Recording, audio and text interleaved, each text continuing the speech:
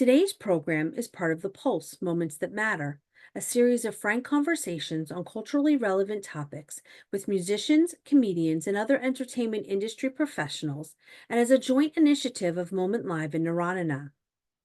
For more than 40 years, Robert Klein has entertained audiences with an acclaimed career in comedy on Broadway and in television and film. A member of the famed Second City in Chicago, Robert was nominated twice for Grammy Awards for Best Comedy Album of the Year. In 1975, Robert was the first comedian to appear in a live concert on HBO and went on to do 9 one-man shows, receiving 2 Emmy nominations for Outstanding Music and Lyrics.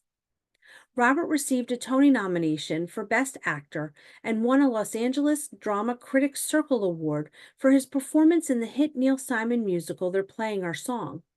He also won an Obie and the Outer Critics Circle Award for Outstanding Performance in Wendy Wasserstein's The Sisters Rosenzweig. Robert has starred and guest starred in dozens of television shows, including Sisters, Law and Order, and Will and Grace, and has made more than 100 appearances on The Tonight Show and The Late Show with David Letterman. Robert is the subject of the documentary film Robert Klein Still Can't Stop His Leg, and has appeared in many notable films, including Hooper, Primary Colors, and How to Lose a Guy in 10 Days. His latest film, Notice to Quit, premieres at the end of September. Joining Robert Klein today is Joe Alterman. Joe was an arts leader, scholar, journalist, and world-renowned jazz pianist, hailed by many of the greats like Ramsey Lewis, Les McCann, Ahmed Jamal, and Dick Cavett.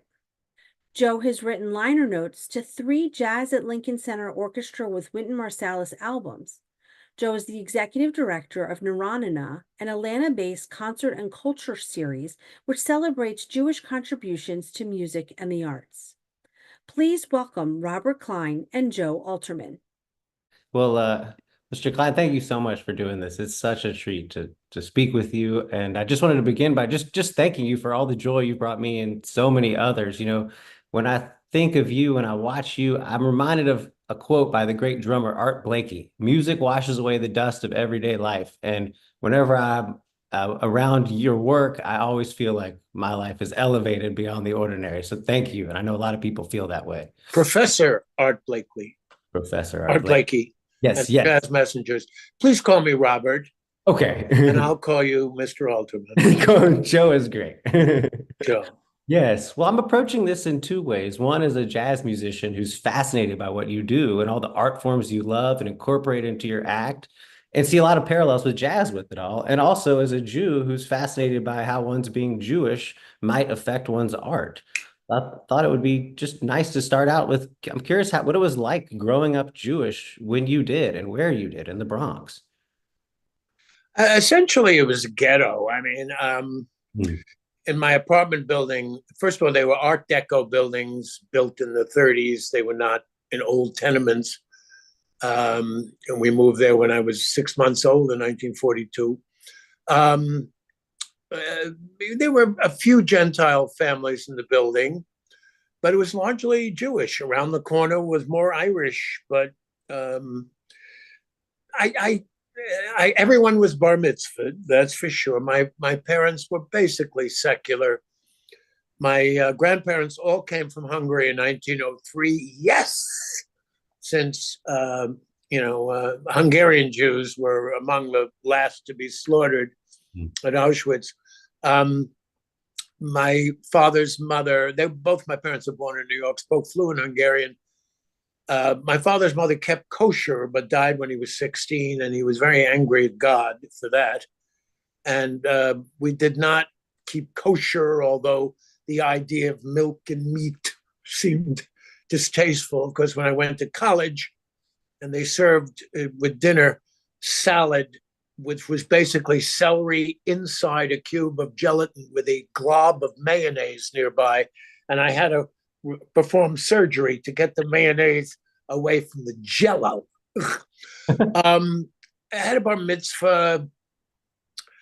We didn't even have, in my house, we did not have seders. We had one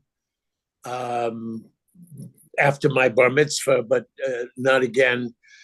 I was certainly off school Yom Kippur and what we call Yom Kippur, I never heard when these newscasters would say, now the Jews celebrate the celebrate of Yom Kippur. I didn't know what they were talking about. Yom Kippur. That's what we. Yeah. I wasn't even allowed to go out and play on Yom Kippur. So, and I had a sneak watching the Dodgers and the Yankees in the World Series every year in the 50s and 60s. It was, the only anti-Semitism I ever experienced personally as a child was occasionally remarks back and forth with certain Irish kids, the parochial school, and even them, some of them were friends. My father told me a story of growing up. He was born in 1907, Jew this and Jew that. And I knew that my family doctor, Dr. Rosenstein, who was my hero, could not get into medical school, even though he had incredibly high grades, had to go to Creighton in Nebraska. Many went to Germany, overseas, because they were Jews. So I suppose, and also I was exposed to many, many Holocaust survivors in my childhood, and then working in the Catskill Mountains in the summers as a lifeguard and a busboy. So World War II, while I was, 3 years old when it ended, and I really don't remember it, was the kind of framework of my life, and the slaughter of the Jews. So that when I went to Alfred University, I was 16 years old, to a very rural part of New York State, Allegheny County, the poorest. It was like Mississippi when I got off the train there in 1958. And, there were 6 fraternities, which was the only social life, and 4 of them were white Christian only, and yelling back and forth, and being a minority, a true minority for the first time in my life, was an eye-opener. So we were cultural Jews. When you knew someone, my mother worked at Montefiore Hospital. Oh, there was a very nice lady I met today in the purchasing department, not Jewish. So very, someone was Jewish or not Jewish, or in Hungarian, Žido, nem Žido. I thought my parents were very tolerant people, but of course they were brought up in a very different world.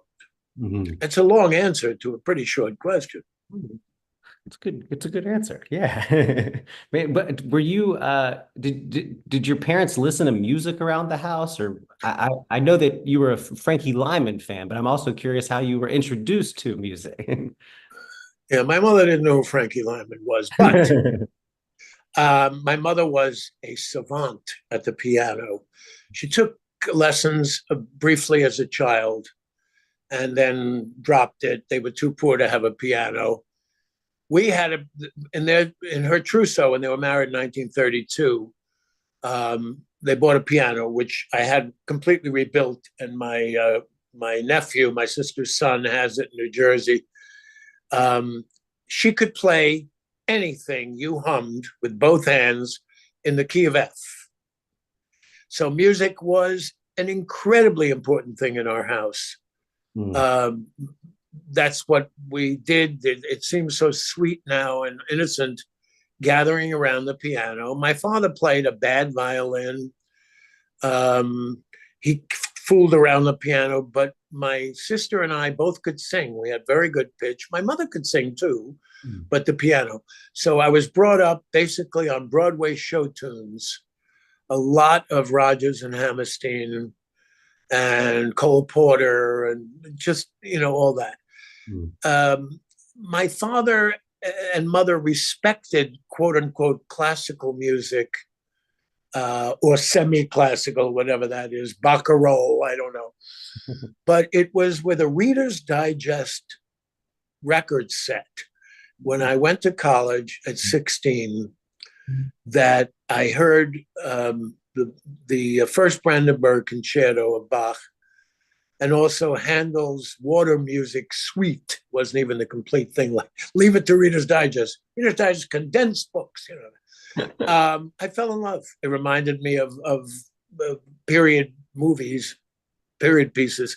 Also, a couple of my friends in high school introduced me a little bit to it, but it wasn't really until this record collection. So I became a tremendous fan of Baroque music.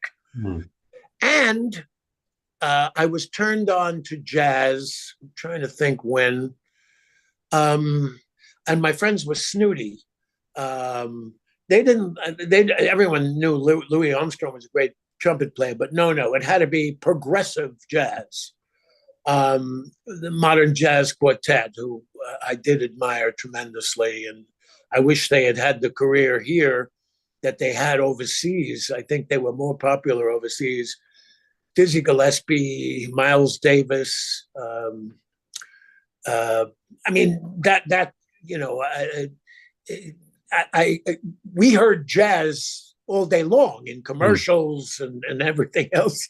Jazz was the American idiom, but I think if I and also blues, especially primitive blues like Mississippi John Hurt. We went to see him at Carnegie Hall. This little tiny figure looked like a raisin on a marshmallow sitting, on this little stage when he was already an old man, had picked cotton for years.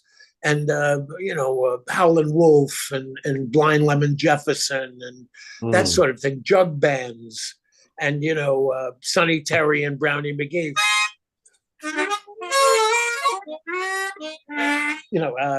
I worked with Sonny Terry and Brownie McGee at the bitter end.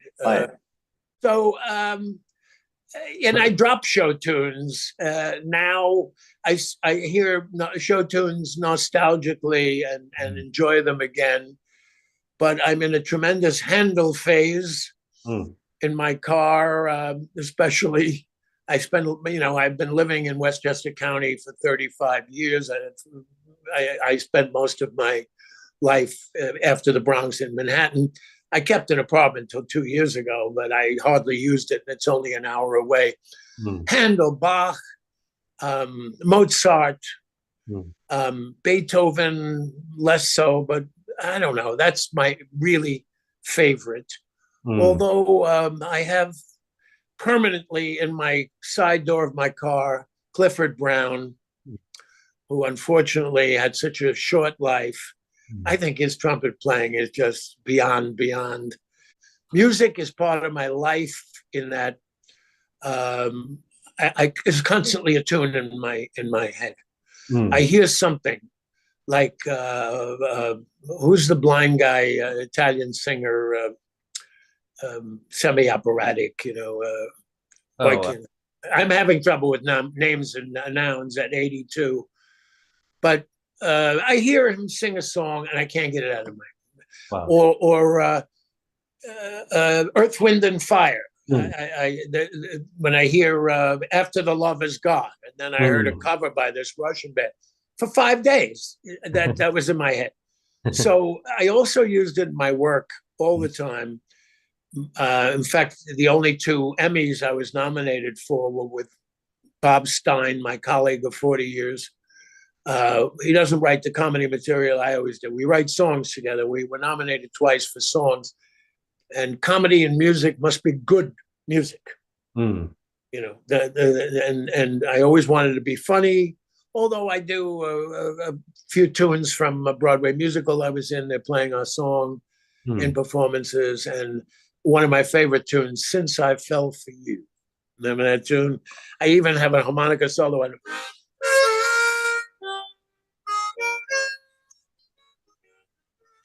Remember that? Oh man, yeah. Yeah.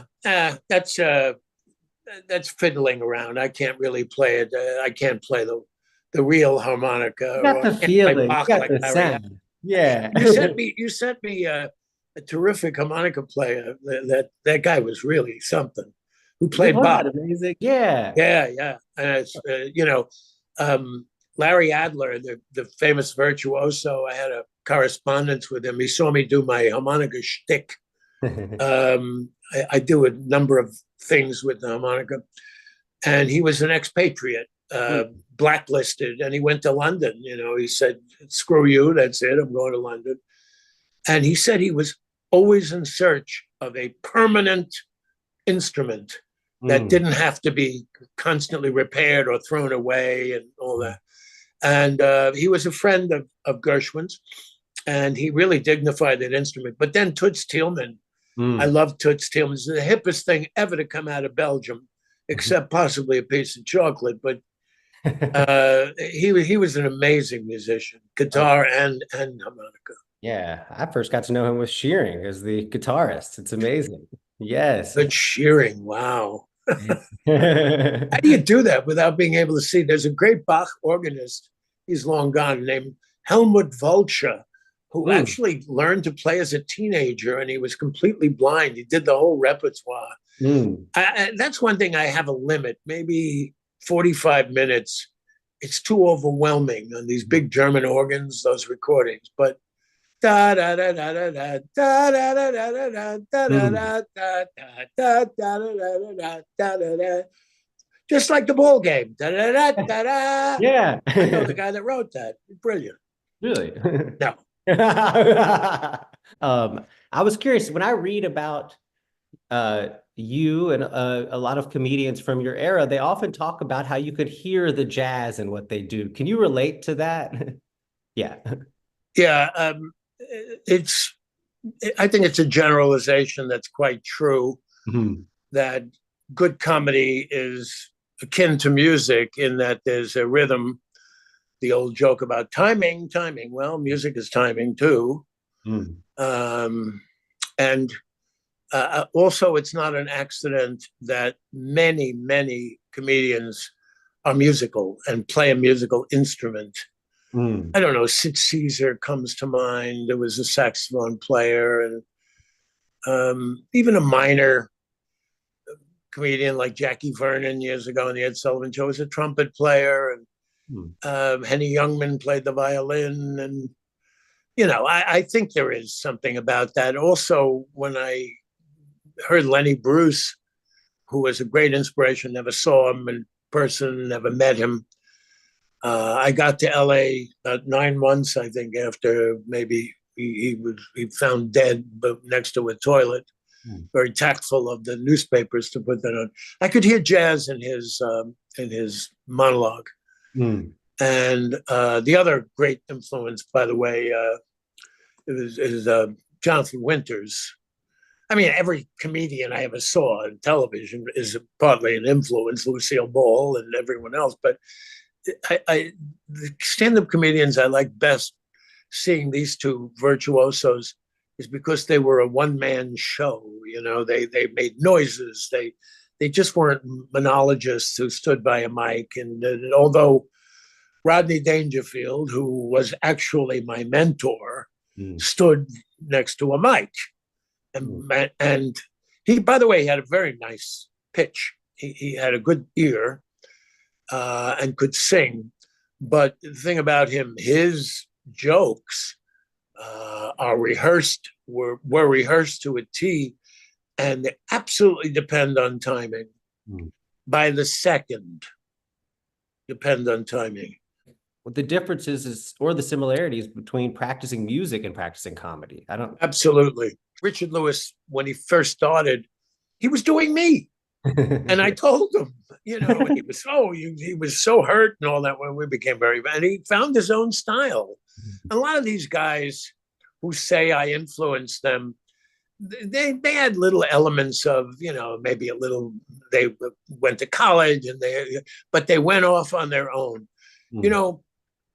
Bach, who I hold to a certain, you never see a biography about him because apparently he was boring beyond belief as an individual, although the information is sketchy.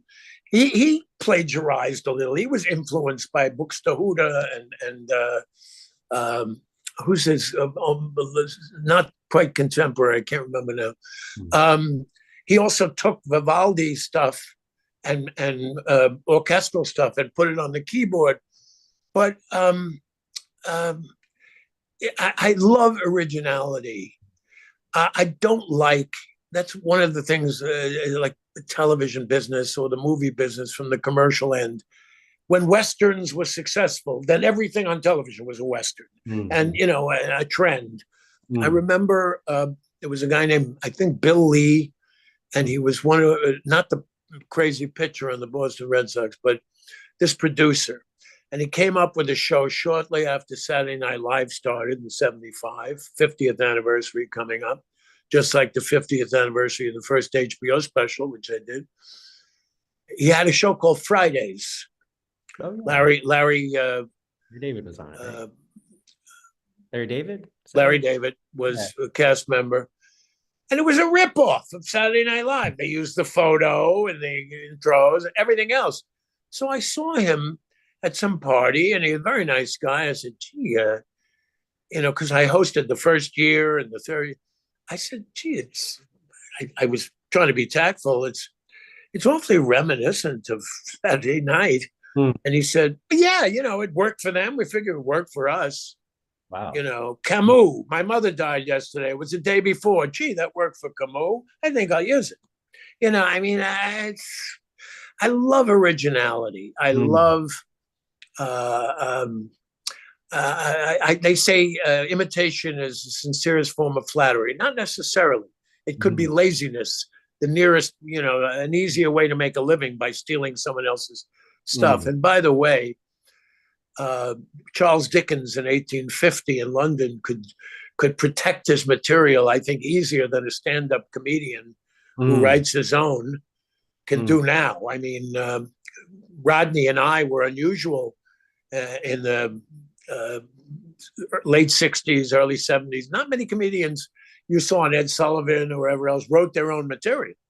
They had writers. All the big comedians, famous ones, Jack Benny, Bob Hope, they had writers, Jackie Gleason. It's kind of, Rodney used to say, I'll tell you, it's like taking your kids. I mean, I would see some of my material. I saw one of my favorite lines on the front page of the New York Times. It was about the opening of the squirrel season in Tennessee. New York Times will do this, these kind of esoteric things that are very interesting, almost like National Geographic. And it said, to some people, to squirrel, to others, it's a rat with good public relations, which is my line. I did a joke about Bill Cosby. It's only a case of he said, she said, she said, she said, she said, she said, she said, she said, she said. Daily News. She said, she said, she said, and there's nothing you can do about it, and watching various, I won't mention names, things, and I see a line of mine or something. But anyway, I love originality. I love something, taking chances, not being, I never was big into profanity. I mean, profanity is part of the English language. And as adults, I mean, a wonderful author like E.L. Doctorow, one of my favorites, I had wonderful lunch with him once. They would use cursing if it's apt, if it's part of the language, but every other word and all that. And I guess I just never went in for that. Or I love to hit hard and be insulting if it's Hitler and someone worthy of that. You know what I mean? Yeah. Which leads us to another thing. All these comedians and people are complaining about political correctness. First of all, it's a horrible expression. It's North Korean to begin with. It's communist meetings. He's not thinking politically correctly, which is absurd on its. There is no politics that's correct. Politics is a very subjective kind of thing in most instances. So I just think there's a limit. For example, there's a very edgy show that I discovered late, even though my teenage son, when he was a teenager, he's 40, tried to turn me on to it.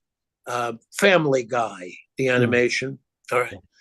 This guy is a genius, that guy with the Irish name who's in charge of it. He's terrific, and he does all the voices. And he does Jewish stuff and he does other stuff, but there was an Anne Frank joke, and which I think is going too far. And why do I think it's going too far? Because the Holocaust and things like the Anne Frank story have become distant through the fog of years. Some of these students, including Jewish students, picketing and screaming "River to the Sea" at Columbia University and all that, don't know their history. Totally. Yeah. Now, the last few, since the pandemic particularly, I've always been a reader. I've been rereading old books that I read years ago and all kinds of new ones. I'm reading 4 hours a day. That cliche, because I'm sort of retired now. I'm working on one last special. But I've been reading a lot about World War II and the Holocaust. And I thought I knew everything there was to know, but I didn't. And if they knew, when they use a word like genocide, no, what's happening in Gaza is horrible, but it's war. It's not genocide. Genocide is the murder of 6 million Jews and a few million homosexuals and political prisoners, but Jews, because they were executed entirely because they were Jews, not because of their political beliefs or anything else. I would say the Armenians, almost 1 million, that's a genocide because that was the Turks' purpose. And they won't cop to it now, which is disgusting. And of course, Erdogan, what's his name? Erdogan, that's his name, right? I was thinking Ahmed Erdogan. Yeah. he's an authoritarian, jerk. And Pol Pot, I'd say 1.5 million, but and to be clear, I also hate the leadership of the government in Israel. But Israel was created by the world. We had nowhere else to go. No one would take us. No one gave a shit. And that's the truth. Never mind the St. Louis, which is the obvious, with that ship, which everyone turned away, and 750 people were slaughtered after going to Havana, New York, and everywhere else. Nobody, the British would take slivers of people. America would take the whole. Ken Burns did a wonderful 3-part documentary on that, of the anti-Semitism in the State Department. Why is it even that? Today, I'm not crazy about Bret Stephens in the New York Times. He's a Jewish conservative. He's an excellent writer. But today he had a column, something I've been saying all along. Where's the picketing about the Ukrainians being demolished? Where's the picketing about these terrible mass killings in Africa that are unending, or Myanmar? And, it's always the Jews. We have a magical negative attraction for a certain segment. It is age old. It is thousands of years old. And yet we survived. And for our numbers, we have extraordinary people who have affected the world in unbelievable ways. Albert Einstein and Jonas Salk and, and Pee Wee Herman. Yeah. You know what I mean? So I think that there's something.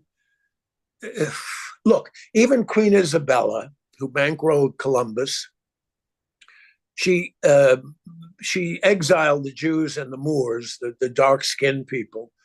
She kept a couple of Jews as top counselors. I read a wonderful book called Jewish Pirates of the Caribbean. I know it sounds funny, but after this exile, many Jews went to the Caribbean, and some of them bankrolled businesses, and some of them illicit. Some of them were actually on the ships as pirates.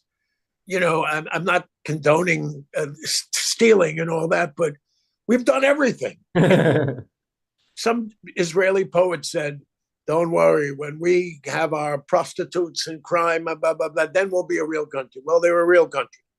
There are terrible Jews all over the world, just like there are terrible everything else. I hold very little in common with Hasidim across the Hudson River in Rockland County who've taken over school boards and deprived the non-Jews of their of their rights and the money they put in taxes. You could say, well, they're having 12 children. One of them once told me, every child I have is another nail in Hitler's coffin, something like that. Yeah, but why don't you work? You don't have 12 children and go on welfare. To me, in Israel, they should fight like everyone else. Reading the Torah all day is swell. But, so there's nothing that makes us better than anybody else in humanity. There are good people and bad people, but there's something about us, and we must never give in. Never again is an excellent saying, because just a few years ago in my lifetime, I was born in 42, I would have been dead if I still lived in Europe. Nobody cared about us, and nobody knows American history either. Nobody knows civics. America's really dumbed down a lot. Well, this kind of raises the question. I know in your first HBO special was in 1975. I'm pretty sure. Yeah. And I know there was a few anti-Semitic jokes about anti-Semitism in that. I was just kind of curious. Now it's 2025, almost 2025, and still dealing with the same stuff. Were you experiencing anti-Semitism in 1975, or like how has it changed, or has it changed over your career to tell a joke? I'm trying to get to the question, but I think you know what I'm trying to say. Well, first of all, I'm safe. I will not perform for anyone who's not Jewish. I'm sorry. We check at the door. We check circumcisions. And if they're not circumcised, goodbye. And if they're women, they still have to be circumcised. Otherwise, I can't be sure. I've gotten I was very high profile Jew in my career, like Richard Pryor being a black, him being high profile black, because you could see it, he was black. But after being adorable as a kind of collegian, although when I met him at the Improv in 1966, 67, I said, what college you go to? And after he laughed for 5 minutes, he was brought up outside of Chicago in a brothel. He disappeared in 68, most horrible year. Assassinations of Bobby Kennedy and Dr. King. He disappeared for a year and a half, came back more authentic, not political, but comedy that really made him. And it involved profanity, but he certainly got a pass on that. That's what he was brought up in. Anyway, I've always been high profile. I got some hate mail, but the college, most of the routines are about the college and playing Shylock and the Merchant of Venice, a kind of fantasy in front of an entirely anti-Semitic audience. And in the third act of the Merchant of Venice, Shakespeare, I don't know how much he knew Jews. Nobody knows anything about Shakespeare. But in this interpretation, Shylock is not a pussycat. He's a ugly kind of money-grubbing guy, but he's justified in his demands. And he gives the most incredibly eloquent speech against prejudice in literary history. Hath not a Jew eyes, hath not a Jew hands, organs, senses, dimensions, affections, passions, fed by the same food, hurt by the same weapons, warmed and cooled by the same winter and summer as a Christian is? And my audience went, no, Joe, boy, Joe. Anyway, that was my punchline. I think things have changed, just like we have so far to go with respect to racism, and we still have plenty to go with respect to anti-Semitism. But let's face it. I mean, Willie Mays couldn't stay in the same hotel with the team. Atlanta now has a black power structure that's, second to none. Things have changed. We had a black president of the United States. It may not have eliminated racism. It certainly didn't, but it says something. And we've had Jews in tremendously high places. In the old days, I guess they knew the Marx Brothers, among my very favorites, were Jewish, or Eddie Cantor was Jewish, or Sophie Tucker was Jewish. But, they were minstrels. They were performers. Today, you have Josh Shapiro in a state with a lot of Trumpies in it and all that, and they respect him and admire him. And Jews in high places in America, they had some high places in America, even during the FDR administration, but times were so different then. It was given that this country club, which is next to my house, didn't allow Jews years ago. I don't belong to any country club. First of all, I gave up golf when I perfected the game. When I could get the ball into the elephant's trunk and through the pinwheel, I stopped. What was the point? Yeah. So it's undeniable that we've come a long way. But clearly, if you look around, we haven't come far enough. Right. There is a underbelly of, and especially with the internet, but what people learn at home, when you have a kid who's 14 years old and puts a SWAT sticker or Jews suck or something on a bathroom wall, where did he learn that? He doesn't know history. He learned it from his parents. Yeah. You know? So we have a ways to go. So I was always open. I did shows, entirely Gentile audiences, and did absolutely upfront about being Jewish and Jewish burial. We bury so quickly. Jews bury, you die at 12 noon. Call the relatives in Phoenix. The funeral's at 2. No shrimp.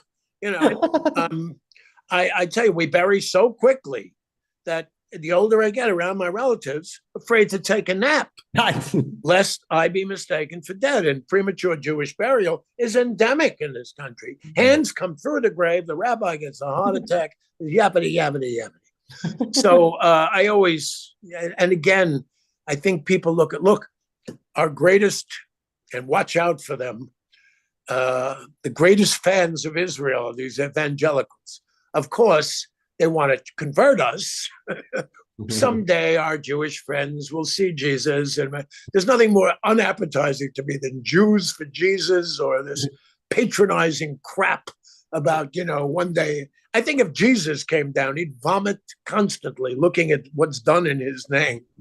I mean, what I know about Jesus, he was gentle and passive and pacific. Well, not passive. He was a rabble rouser, but peacefully. He was as an historical figure. And quite a trick coming out of the ground, too, on Easter. But I don't think he did. So things have changed. But boy, we have a long way to go. And this stuff now where the anti-Israel idea just so melds with anti-Semitism. They keep on denying it. But again, America, the world, UN, by a vote, created the state of Israel. There were many, many Jews. They were already leaking in through the years. Everyone voted for it except a few countries in Latin America and all the Arab countries. Okay. And these Arab countries were created after World War I. And people keep on saying it. Those people are really appalling when they say it's colonialism. These Europeans came to the Middle East. Do you know how many countries have changed borders 1 million times in their history? Poland. I'm just reading. I read a wonderful book about Catherine the Great. Poland has been back and forth between Russia and Poland and Germany and Poland and back. Czechoslovakia was created. Yugoslavia was created out of Croatia and Serbia. Africa, these things are divided up arbitrarily by imperialist powers. They didn't even consider the tribes. So it's nothing new for new people to come in and join others. The Arabs that stayed, they're not happy, of course. They're a minority, but Jews are a minority everywhere. And those that stayed, some of them were prosperous, some of them are in the Knesset and all that. And after 3 or 4 major wars, I remember Walter Cronkite, the 1967 war, he was ebullient when Israel won. There was no question about Israel's righteousness. This little place was attacked in 1948. It's amazing they survived. Go back to that novel, Exodus, which was a pretty good description of things. And Zionism has become a bad word. Zionists mean that Israel should exist. Now, after all this and the influx of many Jews from Russia and Africa and all over the place, and this kind of militancy and this reaction to being attacked, it became more and more and more authoritarian, right wing, I should say, and racist in many instances. You know, I had an Israeli girlfriend years ago, 9 generations in Israel from the 19th century. And she had all her friends were Arab when they were kids. They were barefoot. They played together. If you lined up 10 Israelis and 10 Arabs and mixed them up and Palestinians, you wouldn't be able to tell the difference. So it's just like the Irish Catholics and the Protestants, they look alike, or the Indian subcontinent, the Pakistanis and the Indians are the same people, divided by religion. Of course, Jews are a unique thing, but the Jews and the Palestinians would be an economic powerhouse. The Palestinians are among the best educated Arabs. They're not as crazy religious fanatics. They're wounded. They have a point. They do. And they could never accept yes for an answer. They had all kinds of deals in the past, and now I'm sad to say Netanyahu, it would be wonderful if he just stepped aside and these other people and bring back that two-state solution idea. It would just let's get jobs. Let's make money together. Really, it would be a great idea. Oh, yeah. That's one of the things I love so much about playing music is I go places and I talk to people who I'm so different from, and we just play. And then we're bonded after that. And I've had the experience of playing with many Muslim people, and we get together after we'll talk about what's going on. And we both, what's happening is everyone just wants to be loved and to be happy. That's all everyone wants. And, it's just true. Sad. A basic thing, your family, like, the Soda Stream thing, the original factory for the seltzer was in occupied territory. Now I believe it's in Israel proper. They had good jobs, these guys and women, whatever. And they maybe feel humiliated about, 1948 and all, but give it up. What's it? What is the point of generation after generation hating and getting nowhere? Look at this nonsense. Gaza has been destroyed 3 times in the last 50 years. It's ridiculous. And I don't think the Arab countries, the wealthy ones, are going to pay to reconstruct it again. It's just awful. And also, I wouldn't say they won't fight fair, but to them, they need these horrible pictures of injured babies and all that. It's the same thing over and over again. Every country has its own propaganda, but when you're fighting right next to the people, and when Israel doesn't bomb a hospital because, like the Russians do, because it would help soldiers or anything, they bombed it because there are people underneath fighting, and I know that's true. Yeah. But come on, let's get with it. The world is looking at them, and I know that there's a certain tenacity that Jews have that maybe other people don't have, and that's because of what happened during their history, culminating in the industrialization. I never realized until a few books, Martin Gilbert, who's a British Jewish historian, and this other one, a Polish writer, not Jewish, about the slaughter of the Jews.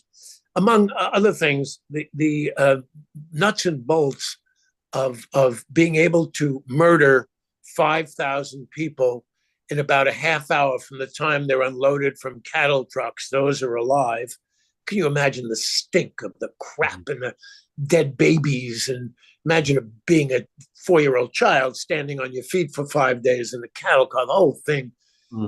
And factories, they use German ingenuity to build factories to do this, special railroad sidings. So, when shooting wasn't enough and gas wasn't enough, it's beyond comprehension. And the word Holocaust, just throwing it away. And, it's just, so again, I can understand from never again to tenacity. And sometimes the tenacity goes overboard and declares other people as less than human too. That's the way some Jews feel about Palestinians. And that's, of course, not true. I just had a couple more questions. If you had a couple more minutes, a few more Oh, minutes. I have plenty of time. I thought it was only 5 minutes. It seems like I haven't I know, I'm having a ball. Yeah. I haven't shut up yet, Joe. No, it's great. I wanted to ask, to me, this might be a strange analogy, but to me, you've always been to me like the Bob Dylan of comedy. Like Bob Dylan came around and basically you had to tell your truth. You didn't, it kind of put the what's the songwriting, the Brill Building out of business because you had to write your own music. And even if your truth wasn't true, you had to tell your truth. And to me, I feel like a lot of the comedy before you and Lenny Bruce didn't talk about things that were actually happening to you as a comedian, you as a person. I love Henny Youngman. It cracks me up, but I know when he's talking about his mother-in-law, it's not really his mother-in-law, and I know it was important to you to not only make a joke. You wanted it to mean something. And I was just curious, it's obvious from our chat today that there's things that are very dear to your heart and important, but what inspired you to want to make, to your comedy to mean something, not only to make people laugh? I wanted it to be more than just a guy with a tuxedo and cufflinks. I saw these guys in the Borscht Belt when I was a busboy, and even when I was a little boy. When my father had a good year, we spent 2 weeks in a crummy hotel. To me, that was incredible. I was 8 years old. I saw a live comedian. I'll tell you, you two bald-headed men, your front row, you put your heads together, you make an ass of yourself. Seriously, very funny. Jokes don't have to be profound. They don't have to be intellectual. I just felt that, I've always admired learning. I'm a smart guy. I am well-read, and I wanted it to apply to stand-up comedy. And I still, when I took money to perform, I wanted to make sure I'm not talking past people. So my show wasn't exactly the same when I did Sanders Theater at Harvard or that wonderful coffee house in Cambridge. I can't remember it now, but Lawrence O'Donnell from MSNBC told me he was an undergraduate at Harvard. He went to see me, and and that's how old I am. These guys were students. And when I did a show at Six Flags in Georgia for a daytime with a lot of off-duty cops with crew cuts with their little 3-year-old daughters on their knee, like Sonny Bruce, I couldn't do the lesbian at the ball game routine, I wanted to make people laugh, and I love physical comedy too. I love nonsense. I love the Three Stooges. They're not as good as Laurel and Hardy or the Marx Brothers. I love W.C. Fields and all that. So I love the idea. Mort Saul had something there, but it was so droll that it wasn't, and he just stood there with the newspaper under his arm, and it was wit, but it wasn't enough. I like a whole show, but he talked about something, so I think, I was always considered, even though I've started after them, Richard Pryor and George Carlin, both of whom I knew and respected. But, I went to college, and in this documentary about me, Robert Klein Still Can't Stop His Leg. I think it's on Amazon. I think it's on several of the streaming services. But among other comedians who said I influenced him was Jay Leno. And he really put it, he said, when you're a kid in Western Massachusetts in high school and you want to be a comedian, and people commiserate with your mother. They say, is he still into that comedy thing? Because it sounds, my parents were very nervous when if it wasn't for graduate school at Yale in drama, which kind of soothed the way into show business, they really would have been panicked. But, when someone says to you, is he still into the comedy? He said, you can point to a guy like Robert Klein. He went to college. He's normal, quote unquote. So I wanted to be intelligent. At the same time, I could be silly.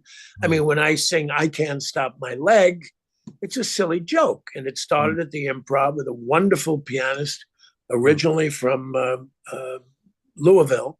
His name was Ray Johnson. And he was the second accompanist I remember at the Improv starting around 1970.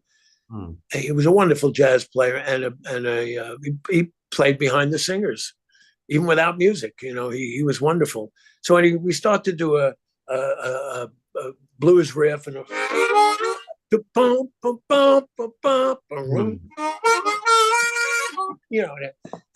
and my leg was going. My leg. And I'm just playing. I don't know how many, 16 bars, and suddenly I went, I can't stop my leg. The audience exploded because that was my Second City improvisational mind. I realized my leg is going. I haven't sung a word, and boom. It's a silly joke, and yet it's a signature. I've done it Broadway style. I've done it operatic style. I've done it rap style in all the 9 HBO specials. So I love entertainment. I love everything. Doesn't have to be, incredibly deep. But man, to talk about things that count, dignity, and at the same time, not to have people walk out on you because they're so offended or they, I want to make sure it's a happy room, but you got to respect me. If you disagree, you'll still say, well, the guy has a point, or he's entertaining, and there's limits. For example, I admired Joan Rivers. I knew her for 45 years. We had the same manager, Rollins and Jaffe, for a while. It managed Dick Cavett and Woody Allen and Nichols and May and the best. Joan was a real trooper, but when she did a bit with Dick Clark talking to Kirk Douglas, both had been victims of stroke. It's like a really cruel schoolyard joke. To me, that's not political correctness. That's terrible. She was imitating a deaf person, and some guy gently in the audience. This is in her documentary. Said, my child is deaf. With them, she said, "Oh, grow up." These hard. I mean, she used to make such fun of Elizabeth Taylor, who never did anything to her. Elizabeth Taylor was married 8 times, probably shouldn't have had all those children. I don't know, but she really was not a bad person. I didn't know her. I knew a lot of people that knew her. I met her once or twice. She's fat and she's this and that. I mean, I wouldn't censor that, but you know what I mean? There are limits. The Anne Frank joke, or so I wanted to be significant. I wanted people to say, this guy is smart and he's funny. And I would feel good about it, that I'm dignified. And I have, how many comedians are asked, and I was never a superstar. I've been given 3 honorary PhDs, and I worked with symphonies like the great Victor Borge, a musical good enough to work with the Philly Pops or the Palm Beach Orchestra or Indianapolis Symphony, So, in the end, I'm satisfied. My career wasn't as gigantic, perhaps, as others, but I wanted to leave an impression, I guess. Yeah, you made a significant contribution. Really. Yeah. Ask me another question. Well, I was curious, speaking about Robert Klein still can't stop his leg.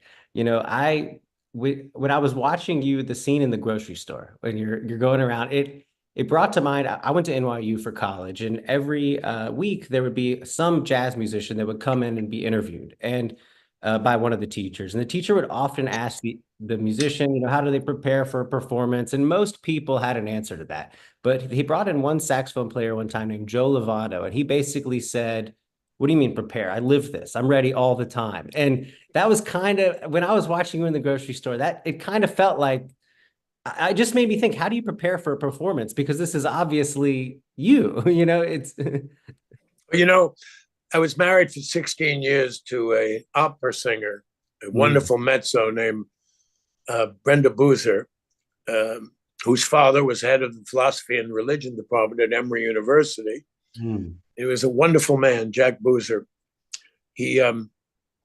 he was a chaplain in an intelligence outfit in World War II, and they busted down the walls of a concentration camp. An 18-year-old soldier named Henry Kissinger was in the outfit. And it changed his life. He became a Holocaust scholar. And he was a Methodist minister, my father-in-law. Anyway, his daughter, Brenda, my wife, I should have married him, and my mother-in-law. I love them.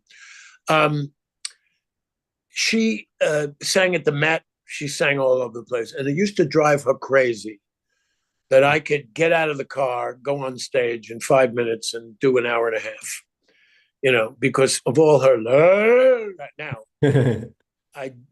I was stupid not to warm up vocally because I also sing in the show somewhat. But I think the Second City was just the most fabulous thing that ever happened to me, because I had to learn. We had a set show, which we did 6 days a week. So you had to learn how to do set lines, multiple performance. I did a play in college. You did 5 performances. I've done 2 Broadway shows a year and 1 for 6 months, and you go crazy saying the same thing all the time. And you do a movie, you a lot of takes, but it's done and it's there forever. So I think, and the other thing it taught me was improvisation, because we would always have an improvisation session after the regular show and start developing new material for a new show. So to be quick on my feet was, kind of built in. And my father was amazingly funny. He sold piece goods to Ship and Shore blouses. He was an employee, a 2% commission, really a terrible job, worked very hard. But he could have been, if he knew how, and it never even occurred to him to. Myron Cohen, the famous Jewish comedian, was a colleague of his in the Garment Center, told those Yiddish stories. My father improvised. He was hilarious. But in order to succeed in show business as anything, actor, singer, comedian, sadly, talent is only part of the equation. You must have tenacity. You must really want it. And you must have some good fortune called luck, some coincidence. My best friend at Yale in the drama school was Jimmy Burrows, who's the biggest director in California. He created Cheers with the Charles brothers. He's directed Every Will and Grace. Right? That was the last thing I did in California. I played Grace's father. And I left after 1 year. It was a 3-year for a Master of Fine Arts. And he stayed the 3 years. He called me up to do a weekend review with a piano and 2 guys in tuxes and 2 girls in gowns. And I didn't even have a tux. He lent me his, and the sleeve came up to here. And William Morris agent came up to see the show. He said, Second City is coming to town from Chicago. I said, you mean the one with Alan Arkin and Barbara Harris? Yeah. And I got it with a guy named Fred Willard, who passed away 2 years ago, with my wonderful, wonderful colleague and friend. We didn't know each other. There were 20 actors trying to get the job in the William Morris, including Billy D. Williams. Wow. And they asked us to do an improv. And they put us together. We did an improv based on a club owner in the village and his folk singer, and so forth. And we both got the job. So, I mean, all these things, one thing led to another. And that made me a seasoned performer by the time I came home to New York after a little over a year in Chicago. I was ready. I got a potato chip commercial. I got the first Broadway show I ever auditioned for. Mike Nichols directed The Apple Tree. I had a small part, but so, it's just wonderful. Since I'm 23 years old, I've been only making a living in show business. And it's 60 years this coming March that Fred Willard and I reported for work at Second City. Wow. And I think I'm going to cut out performing. I have a tour booked, but they already know I really am not going to do it for Florida. I just don't want to. It's kind of exhausting, but I'm looking to commemorate the 50th anniversary of not only the first HBO special, which I did, but the first original programming of any kind on what we used to call pay television. Hmm. They only showed movies. And the New York Knicks sports, HBO started as a tiny little entity with 400,000 subscribers for well, maybe even not that, you know. So, that's it. My first money gig was, thanks for reminding me about that wonderful documentary about Mr. Kelly's. Yes. My first money gig, Jack Rollins got me booked 2 weeks opening for Sarah Vaughan. Oh, man. Bought every one of her shows. I've never done that since. What? Even when I was an opening act, continually, or whatever, never again. She was magnificent. I have a movie that sprang out of nowhere. I did a kind of, fairly small role in this movie just at the end of the plague, the pandemic, and it's going to be in theaters September 27th. It's called Notice to Quit. Wow. And it stars this guy. I have to remember his name because he's a great guy. I worked with him, but I don't remember his name. He played the husband on The Magnificent Mrs. Oh, it's he's great. He is great. Yeah. Yeah. And I saw the film. Oh. And I agreed to do publicity for them. But it's a very, very good film. I play his father. Of course, I play fathers. And there's also another one I have that's currently in Netflix or Amazon or one of those. It's called Before I Go. Mel Brooks, he thought that Jewish comedy is mistakenly called Jewish comedy. He says that it's really New York comedy, what people think of as Jewish comedy. And I was just curious, one, if you have any younger comedians you think everyone listening should check out, or if you have a definition for Jewish comedy. Or first of all, I can't. I'm not I have no idea who's doing what. So I couldn't tell you about young. I do know that occasionally, I don't even remember that there are always talented people around. A lot of it is, a little too much bodily functions and profanity or vulgarity, but that could be funny too. But I can't recommend that. As far as Jewish comedy, so-called, I would say there are rhythms. There are, and they're immigrant rhythms. There's something that the Three Stooges and the Marx Brothers and Smith and Dale and have in common, and that is the way the talk comes out. Jackie Mason is the extreme, another guy was not a great guy, but what a funny guy. It's more like, it's hard to describe, but Alan King is a thing. So I said to my wife, Rodney, a lot of people thought he was Italian. His name was he was born Jacob Cohen in Babylon, Long Island.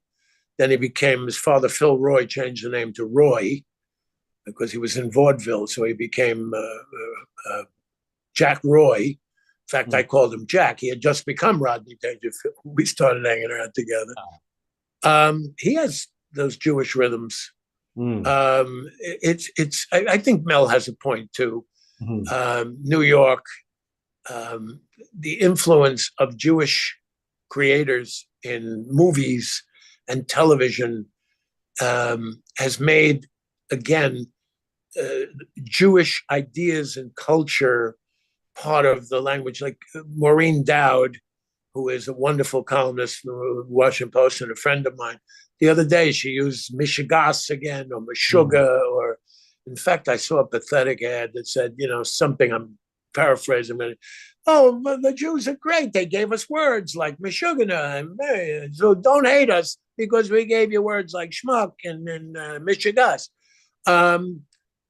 It is New York. It is a kind of New York. And then even though so many of the movies and television was done on the West Coast, the influence was New York. Now, Jackie Gleason is a New Yorker, and I can honestly say he didn't have Jewish sound. He's another one of my idols, another louse too.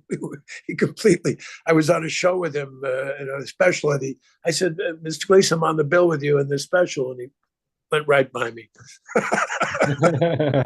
So I think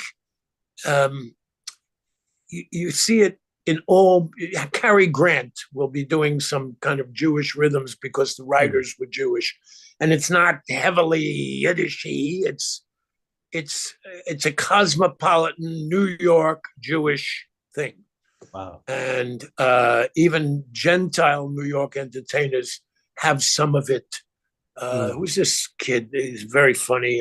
He's not a kid anymore, and I can't remember his name. He's an Irish guy, American, but he has kind of New York Jewish inflection. So wow, Jews are tremendously overrepresented in compared to our numbers in show business and psychiatry, and tremendously underrepresented in the priesthood. That's just the way it is. And now, as a finale, hi, neighbors. It's another one I love. Lester Flatt, Earl Scruggs, and the Mountain Boys. Went to see them at Carnegie Hall, have their albums, love them. Wow. And this is the way Lester addressed this audience of 3,000 Jewish left-wingers. Thank you, neighbors. Thank you so much. I'd like to do a little tune for you now.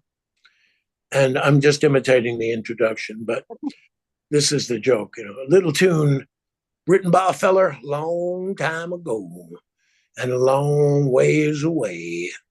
A little tune called Beethoven's Ninth Symphony. Thank you.